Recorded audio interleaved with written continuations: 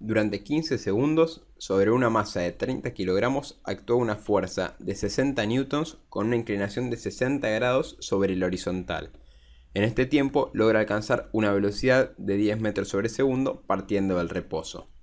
En nuestra tabla de datos tenemos el tiempo, la masa, la fuerza, el ángulo, la velocidad final y la velocidad inicial. Y como incógnitas vamos a tener el desplazamiento en el eje X, la fuerza de rozamiento y el valor de la fuerza normal que siente la masa. En nuestro diagrama de cuerpo libre planteamos todas las fuerzas actuando: el peso, la fuerza de rozamiento, la normal y la fuerza aplicada con un cierto ángulo alfa, que es el que vale 60 grados y se encuentra por sobre el horizontal.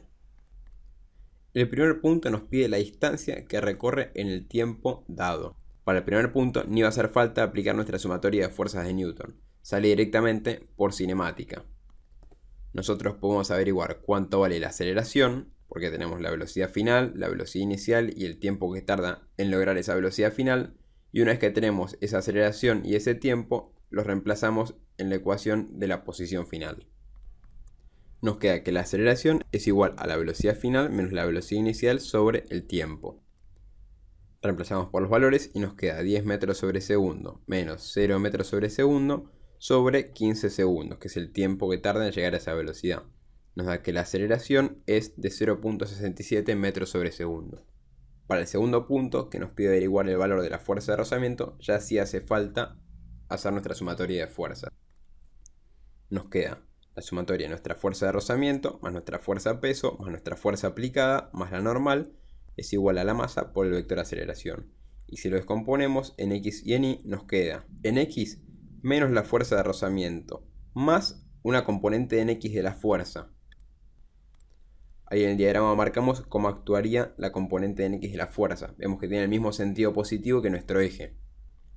Y eso es igual al valor de la masa por la aceleración en el eje X. Y en el eje Y nos quedaría la normal menos el peso menos una componente en Y de la fuerza, ya que sería aplicada hacia abajo. Y eso va a ser igual a la masa por la aceleración en el eje Y. Y eso es igual a 0 porque la posición en el eje Y respecto del tiempo es constante para todo tiempo. Por descomposición trigonométrica podemos ver cómo la componente en x de la fuerza va a ser igual al valor de la fuerza por el coseno del ángulo y la componente en y va a ser igual al valor de la fuerza por el seno del ángulo. Recordemos que el seno trabaja con el lado opuesto y el coseno trabaja con el lado adyacente. Ahora solo nos queda reemplazar por los datos y tenemos que menos la fuerza de rozamiento más la fuerza por el coseno del ángulo, que es lo que vale la componente en x de la fuerza, va a ser igual al valor de la masa por la aceleración.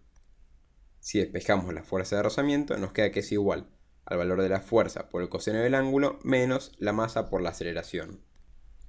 Si reemplazamos por los valores, nos queda que 60 newtons, que es el valor de la fuerza, por el coseno de 60 grados menos el valor de la masa por la aceleración es igual al valor de la fuerza de rozamiento.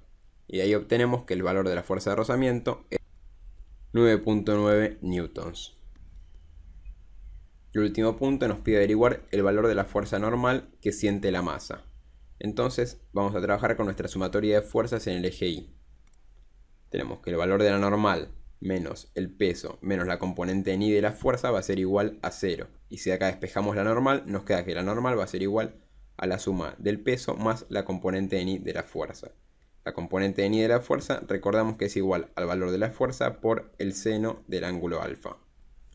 Tenemos que la normal es igual a la masa por la aceleración de la gravedad más la fuerza por el seno del ángulo alfa. Si reemplazamos por todos los valores nos queda 30 kilogramos por 9.8 metros sobre segundo al cuadrado más 60 newtons por el seno de 60 grados. Y de ahí obtenemos que el valor de la normal es de 345.9 newtons.